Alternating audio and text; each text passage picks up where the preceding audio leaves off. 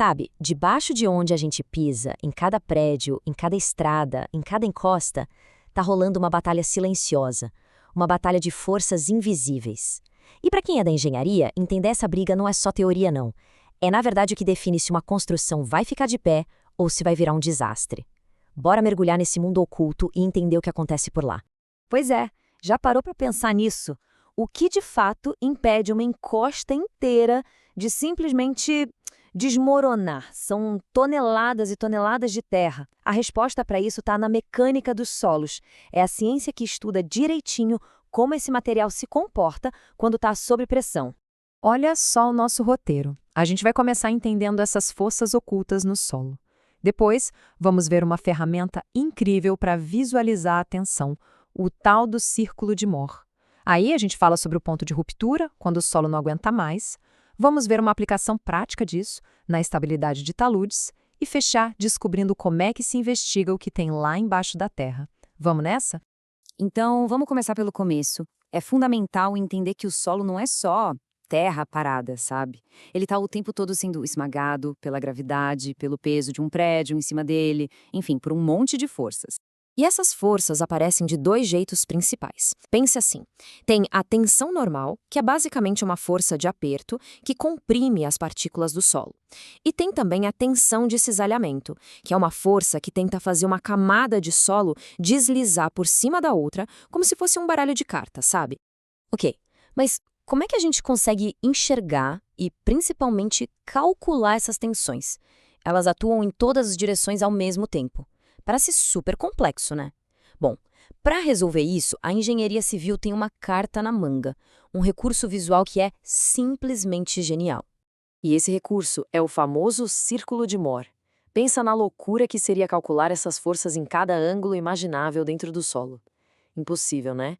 Pois é, o círculo de Mohr vem para simplificar tudo isso.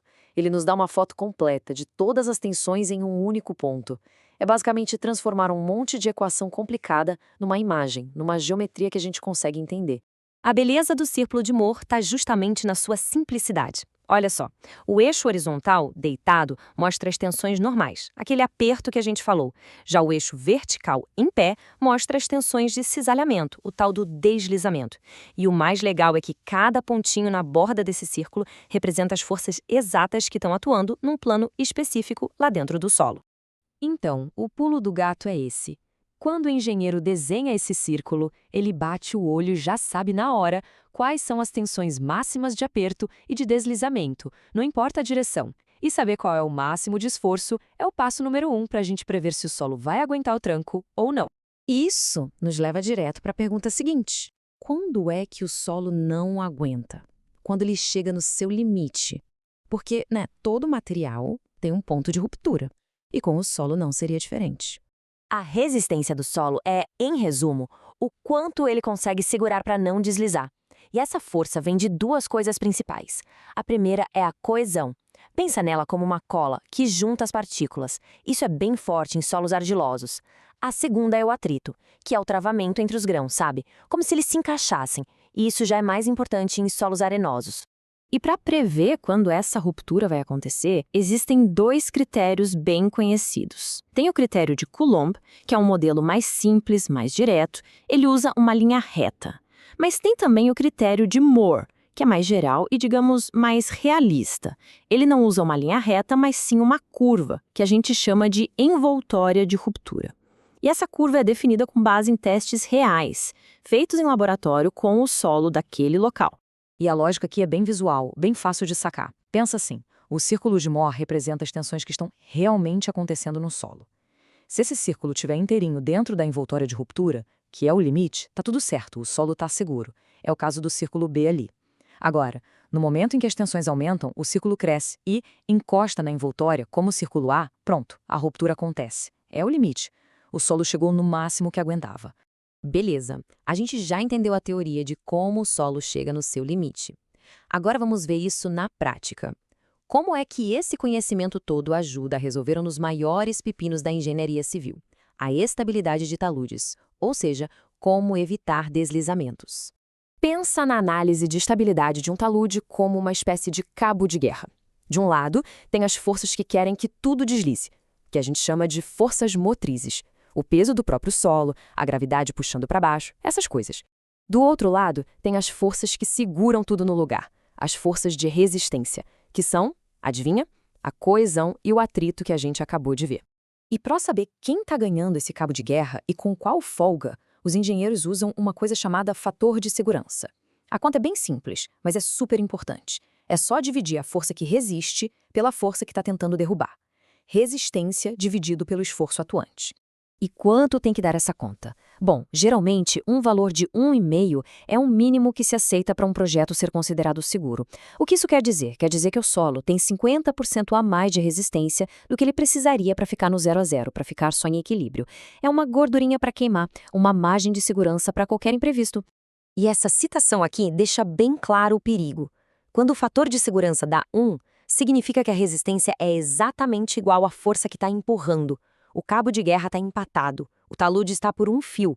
Qualquer coisinha, uma chuva mais forte que encharca o solo, por exemplo, pode ser o empurrãozinho que faltava para o desastre acontecer. Ok, tudo isso é muito legal, mas de onde saem esses números todos? Como é que o engenheiro sabe qual é a coesão, qual é o atrito daquele solo específico, como ele sabe quais são as camadas que tem lá embaixo? A resposta é simples, investigando. E olha, não tem jeito. A qualidade de um projeto desses depende totalmente da qualidade da investigação do subsolo. Pode parecer um custo a mais, mas investigar o terreno custa ali entre 0,5% e 1% do valor total da obra. É muito pouco perto do prejuízo gigantesco e às vezes incalculável que um acidente pode causar. É o famoso barato que sai caro se não for feito. E essa investigação pode ser feita de, basicamente, 2 maneiras. Existem os métodos indiretos, que são tipo um ultrassom do terreno. Eles usam ondas, eletricidade, para mapear as camadas lá embaixo sem precisar cavar. E existem os métodos diretos, que é quando a gente vai lá e fura o chão mesmo, com sondagens, para tirar amostras do solo. Aí essa amostra vai para o laboratório para a gente descobrir os valores exatos de resistência, coesão, atrito, tudo. No fim das contas, o que a gente viu aqui hoje é que a engenharia geotécnica é, na verdade, um grande diálogo. É preciso primeiro ouvir o que o solo tem a dizer, através dessas investigações, e depois responder com um projeto que respeite os limites dele. É essa conversa que garante que tudo fique de pé e seguro. Então, fica aí a reflexão. Da próxima vez que passar por uma obra grande ou olhar para uma encosta bem íngreme, lembre-se que por trás de tudo aquilo que a gente vê, existe um universo invisível de tensões, atritos e cálculos. Um equilíbrio delicado que a engenharia ajuda a manter. A gente se vê na próxima.